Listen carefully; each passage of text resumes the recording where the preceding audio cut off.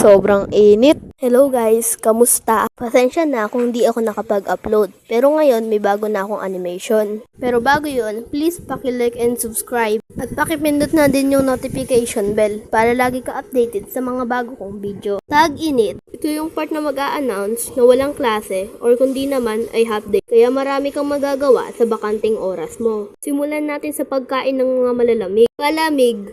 Isa ito sa mga binibili ko pag may natitirang 5 sa baon ko. Or kung minsan ay nanghihingi pa ako ng 5. Okay class, half day lang tayo ngayon. Yay!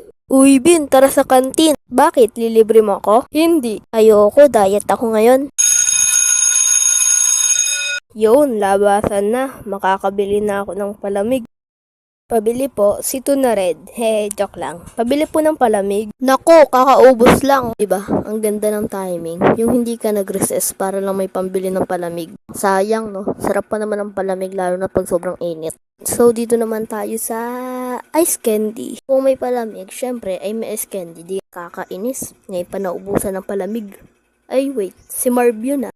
Uy, Marv, anong ginagawa mo dyan? Eto, nabili ng ice candy. Uy, magkano yan? 5. Uy, sabihin mo, pabili din. Sige ba?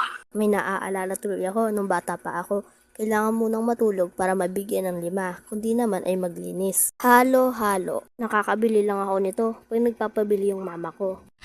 Hoy, Vin! Bili ka nga ng halo-halo. Sa gilid ka lang, ha?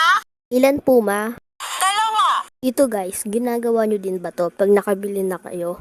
Yung ililipat nyo sa mangkok or baso na malaki para di matapon pag hinalo. Kasi kung tatanungin nyo ako, ay lagi kong ginagawa yan.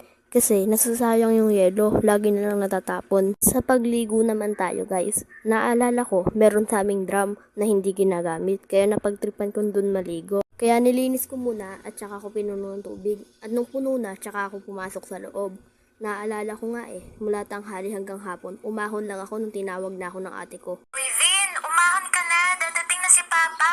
Ayoko pa, gusto ko pa dito Pero di laging masaya pag nag-init. Kasi naalala ko dati, nagkataong sira electric pan, kaya sobrang init. At kung minsan, patibugan ng electric pan namin ay sobrang init. So, yun lang muna. Pasensya na kung di agad ako nakapag-upload. Naging busy lang. So, kayo, anong tag-init experience nyo? I-share nyo naman dyan sa comment section. At babasahin ko yan. So, shoutout na tayo!